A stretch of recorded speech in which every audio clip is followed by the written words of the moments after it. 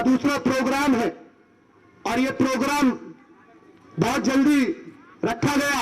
मैं आप लोगों से मुहद्दबाना गुजारिश कर रहा हूं कि आने वाले 21 तारीख को मेरे भाई, आप लोग, हमारी बहन बैठी है, आप लोगों के बीच में मजलिस की उम्मीदवार है, आप लोग अपने वोटों का सही इस्तेमाल कीजिए मेरे भाई। आए मेरे भाई, मेरा दूसरा प्रोग्राम है और ये प्रोग्राम बहुत जल्दी रखा गया। मैं आप लोगों से मुहद्दबाना गुजारिश कर रहा हूं कि आने वाले 21 तारीख को मेरे भाई, आप लोग, हमारी बहन बैठी है, आप लोगों के बीच में मजलिस की उम्मीदवार है, आप लोग अपने वोटों का सही इस्तेमाल कीजिए मेरे भाई। आए मेरे भाई, मेरा दूसरा प्रोग्राम है और ये प्रोग्राम बहुत जल्दी रखा गया।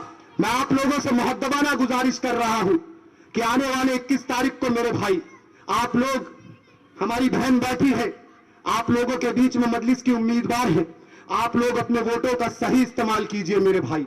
आए मेरे भाई, मेरा दूसरा प्रोग्राम है और ये प्रोग्राम बहुत जल्दी रखा गया।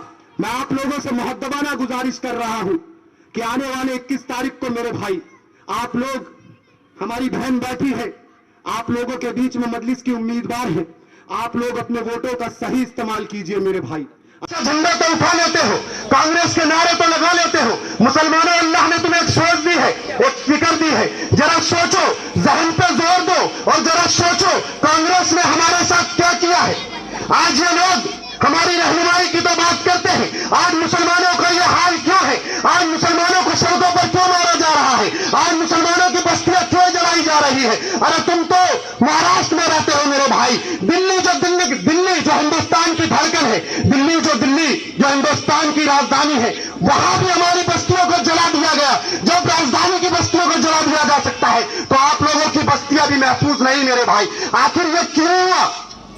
हम लोगों ने तो सेकुलरिज्म का झंडा उठाया था, सेकुलरिज्म के नारे लगाए थे, कांग्रेस को इख्तियार की कुर्सी दी थी, कांग्रेस को 70 साल हुकूमत दी, लेकिन कांग्रेस ही मेरे भाई इस हाल पर हमें लाने वाली है।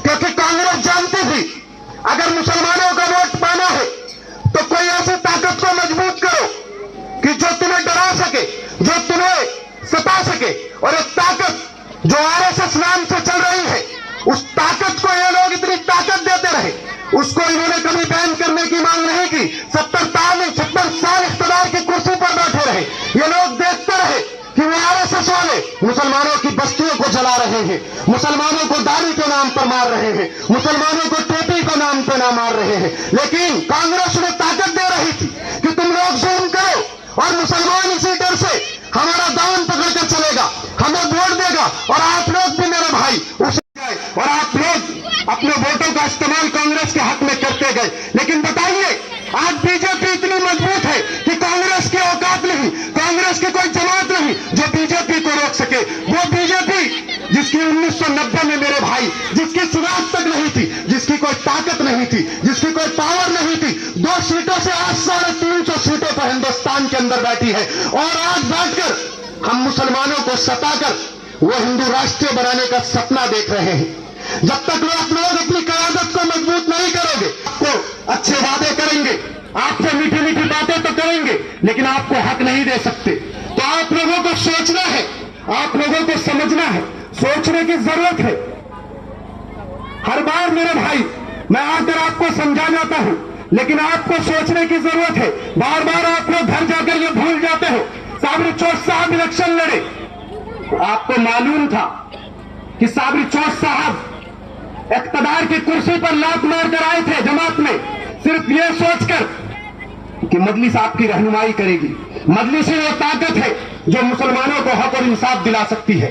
साबरी चौथ साहब इख्तियार की कुर्सी पर लात मार कर आए, आपके बीच में इलेक्शन लड़ा और यही कांग्रेस, यही अशोक और चौहान, इन्होंने मेरे भाई किसी और कैंडिडेट को खड़ा नहीं होने दिया, कांग्रेस का कैंडिडेट दिया। बीजेपी खड़ी नहीं होती है क्योंकि उन्हें मालूम था अगर बीजेपी वोट ले जाएगी तो साबिर चौथ साहब की कुर्सी निकल जाएगी और मजलिस की एक ताकत अगर नांदेड़ में दोबारा आ जाएगी तो नांदेड़ फिर से इंकलाब लेकर आएगा। इसी चक्कर में मेरे भाई आपके बीच में साबिर चौथ साहब के सामने ना बीजेपी खड़ी होती है, ना सेना खड़ी होती है और एक कैंडिडेट खड़ा कर दिया जाता है और मजलिस के डर से मेरे भाई मजलिस के डर से वो कैंडिडेट जीतता भी है।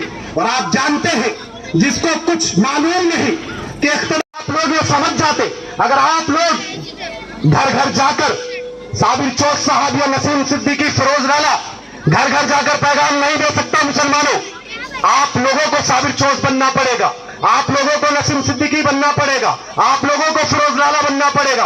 आप लोग जब जाकर पैगाम दोगे तब जाकर लोगों को समझ में आएगा कि हमारा मुस्तकबिल क्या है। कांग्रेस की गुलामी छोड़ दो मेरे भाई, आज आपकी हालत की जिम्मेदार सिर्फ कांग्रेस है। जिस दिन आपने कांग्रेस को मत डरो किसी से, कोई बीजेपी हमारा कोई कुछ नहीं उखाड़ सकती, कोई सेना, कोई बजरंग दल, कोई राम सेना हमारा कुछ नहीं उखाड़ सकती, क्योंकि ताकत को आपको पहचानना पड़ेगा। और इस बात से फिक्र करिए कि इम्तियाज जलील साहब जब मुंबई के लिए निकले, हजारों फोर्स सड़कों पर खड़ी थी, बजरंग दल भी आ सकती थी, आरएसएस भी आ सकता था, लेकिन इम्तियाज जलील साहब के पीछे एक कारवां चल रहा था, एक जोश चल रहा था। कोई ताकत आपका कुछ नहीं कर सकती। आपको अपना रहनुमा चुनना पड़ेगा, आपको अपनी कयादत चुननी पड़ेगी। जब तक दूसरे की कयादत में मेरे भाई वोट करोगे तो आने वाला मुस्तकबिल आपके सामने है। आप देख जगह पर जाओ, सिर्फ नफरत है हमारे लिए। कोई भी हमें इस नजर से नहीं देखता कि हम इस हिंदुस्तान के शहरी हैं, कोई हमें इस नजर से नहीं देखता कि हम वही मुसलमान हैं जिसने पाकिस्तान को ठुकराकर हिंदुस्तान का दामन थामा था। कोई ये नहीं देखता हम वही मुसलमान हैं जिसके आबा अजदाद ने मुल्क की आजादी के लिए कुर्बानियां दी थी। कोई ये नहीं देखता कि हम वही मुसलमान हैं जो चाहते तो पाकिस्तान जाकर खुश रह सकते थे, लेकिन हम नहीं चाहते थे कि हम ऐसे मुल्क में रहे कि जहां पर सिर्फ एक ही कौम हो और एक ही नारा हो। हम लोग ये चाहते थे कि हमारे आबा अजदाद जिस मुल्क में थी, मुस्लिमों की इतनी फिक्र थी, 2 बार सीएम बनने के बाद भी मुस्लिम रिजर्वेशन को क्यों नहीं पास किया गया? क्योंकि मेरे भाई, उनको सिर्फ आपके वोट चाहिए थे। वो सरकार बनाने के लिए ये बात तो करते रहे कि मुसलमानों को रिजर्वेशन देना जरूरी है, मुसलमानों का मुस्तकबिल संवारना जरूरी है, लेकिन हमारा मुस्तकबिल संवारने की नहीं सोच रहे थे। ये सिर्फ आपके वोटों से इख्तिदार पर आना चाहते थे। आप जरा सोचिए, फिक्र करिए कि आज हम लोग, हमारी बाबरी मस्जिद पर राम मंदिर बना दिया गया। हमें भरोसा है इस काली कमले वाले पर। और मेरे भाई, अल्लाह ने तुम्हें जज्बा दिया है, जो फिक्र दी है, हमारे उस नबी की सुन्नत दी है, जिन्होंने तुम्हारे दीन और इस्लाम के लिए न जाने कितनी कुर्बानियां दी। मेरे भाई, मेरा दूसरा प्रोग्राम है और ये प्रोग्राम बहुत जल्दी रखा गया।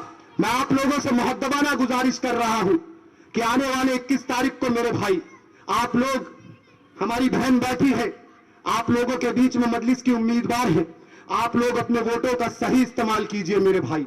होंगे जब भी आने वाले नस्लों का मुस्तकबिल संवरेगा। और मेरे भाई, मैं जाते जाते, आपको तो मालूम है कि मैं हर स्टेज से एक नारा देते हुए जाता हूं कि सुनो, 80 से 20 को डराने वालों, आरएसएस के गुलामों, बजरंग दल के दलालों, अगर मुसलमानों को गुलामी पसंद होती तो फलस्तीन का बच्चा तलबीब और यहूद के टुकड़ों पर पलता, बैतुल मक़दस की मुकद्दस बेटी हाइफा के बाजारों में बिकती। लेकिन नहीं मुसलमानों, फलस्तीन का बच्चा बेटी यहूद इस्राएली तोपों के आगे खड़े होकर ये नारा लगाते हैं, हक है हमारा आजादी, हम लेकर रहेंगे आजादी, तू कैसे न देगा आजादी, तेरा बाप भी देगा आजादी। बाखुदाना अल्हम्दुलिल्लाह रब्बिल आलमीन। आप लोगों से मुहद्दबाना गुजारिश कर रहा हूं मेरे भाई, कामयाब करिए, अपनी नुमाइंदगी को पहचानिए, अपनी क़यादत को पहचानिए मेरे भाई। खुदा हाफिज।